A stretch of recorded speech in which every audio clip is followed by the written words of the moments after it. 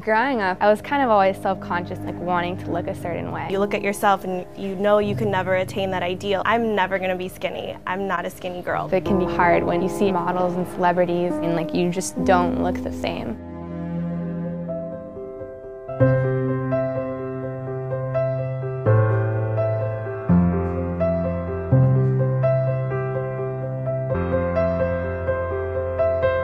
So hold it, keep your eyes closed. Oh my God. I did not expect it to look like that at all. I feel like it doesn't even look like me. Why would you want to make someone look so different? I like my freckles. I think they add character, and the fact that they're gone, I don't even know who that is. This is how I always wanted to see myself, but now that I see it, I'm like questioning why I ever wanted to look like that. You look at these ads in magazines, you see these women who look absolutely flawless, and you're like, I wish I could look like that, but who really looks like this? I think it's more of like a influence of the popular media, I guess. I saw a video on Facebook of the Kardashians before they did their photoshopping, and then after they did it, they look totally different. So I think it's more of like a, well, they do it, so why don't I do it? They look pretty, so if I edit my pictures, I'm going to look pretty or I'm going to look good. I think that you can take it overboard.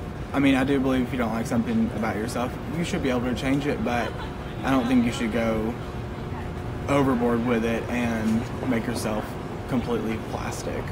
Look at J-Lo, look at her butt. Why can't my butt be like that? So you don't even really get a real image of the person you're actually seeing, but then people base their perceptions of other people off of that one photoshopped image. If you're plus size, that's okay. If you're super skinny, that's okay. You're you. This one girl comes to mind, and every time I see it, there's an app that you can thin yourself, literally make your face smaller, whiten your teeth, take out any pimples or any acne that you have going on. And I'm like, but you don't look that way in real life, so why do you do that in your Instagram photos or Facebook or anything like that?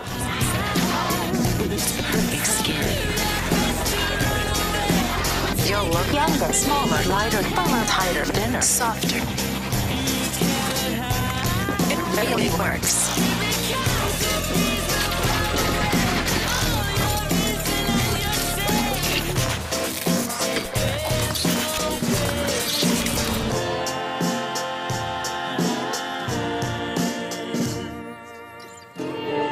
Up to 40% of models are estimated to suffer from anorexia, brought on by dieting. Models don't talk about it for fear of losing their jobs.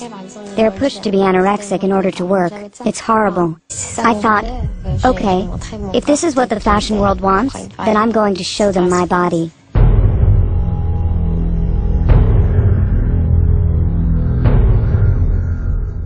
This photo of Isabel Caro shocks the world. It's the centerpiece in a campaign against anorexia in the fashion industry. And its message is brutally simple. There's nothing beautiful about this disease. When I posed for that shot, I was 25 years old, but I had the body of an old woman.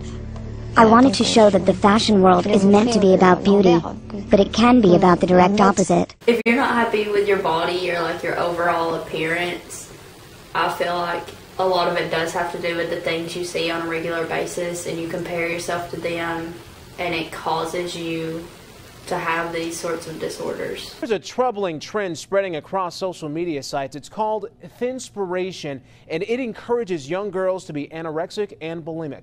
Jolene King has the story. 16-year-old Megan Gunnip sees what's known as Thinspiration every day, a teenage underworld promoting eating disorders that has gone viral on Facebook, Tumblr, and Pinterest.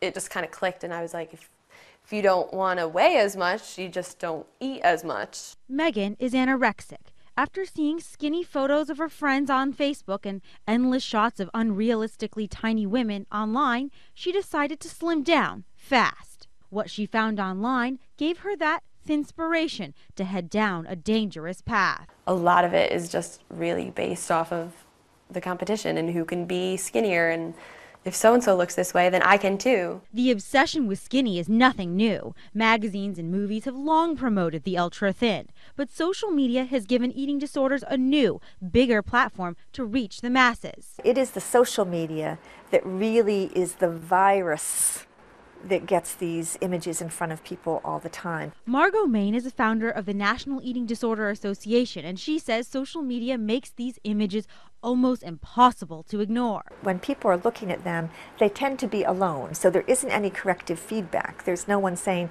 you know, that's really stupid. Nobody can really be that thin and be healthy. Even so, users post notes to push each other to eat less. The photos got so bad that this spring, Tumblr, Instagram, and Pinterest pushed back, implementing new policies taking down pro-anorexic and pro-bulimic material. That's not how it is. Megan has stopped looking at these thinspiration sites altogether. She wants her peers to know what these images online actually are. Don't believe it. It's all fake. No one can be like stick thin unless you have a serious problem.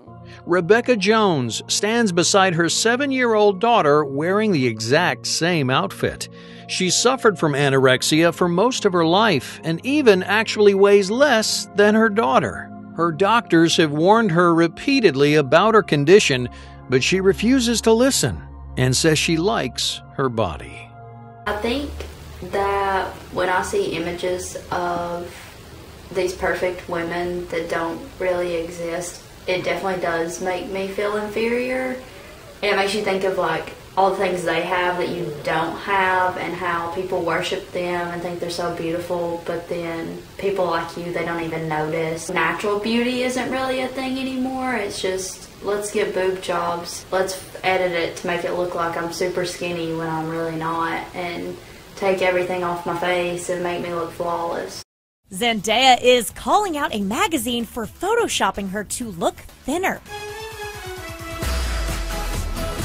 The 19-year-old took to Instagram to show her unretouched photo next to a slimmer, tanner version of herself, which Modeliste magazine has already taken down. She wrote, "Had a new shoot come out today and was shocked when I found my 19-year-old hips and torso quite manipulated.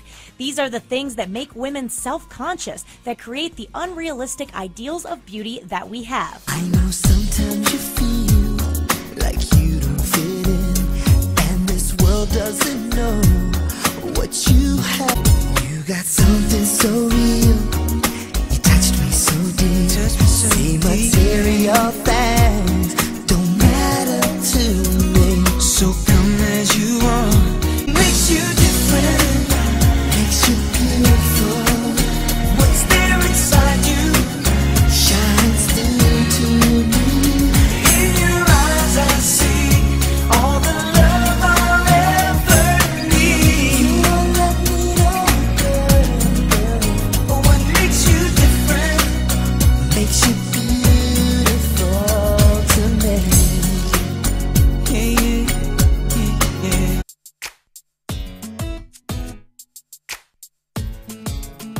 I don't want another pretty face. I don't want just anyone to hold. I don't want my love to go to waste. I want you and your beautiful soul.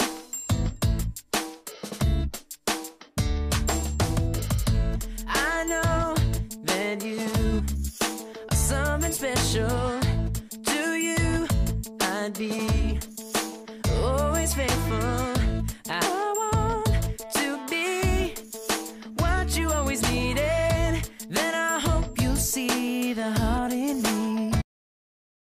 When I first came to college, I actually deleted all forms of social media, Instagram, Facebook. I never had a Twitter, so. But ever since then, I've had a lot more free time and a lot more fun, I guess. And I just feel better overall. It was kind of more of just so much comparing, and then because you're comparing so much, you're not actually doing what you want to do with your time, or just like your sense of self. You buy certain clothes because other people do, or fix your hair a certain way because other people do. But ever since then, it's just, I'm not as self-conscious, I guess. I deleted mine my second semester at UTC, and I think after deleting it, I think my self-confidence rose a lot, just because you're seeing so many people posting things that they think that you want to see, and it's just this big cycle of everybody being kind of fake. And whenever you don't have that anymore, you can just be confident in what makes you happy rather than what you think makes other people happy. To be critical of yourself, it's natural to be uncomfortable or awkward, but you just have to know that the ideal just doesn't exist.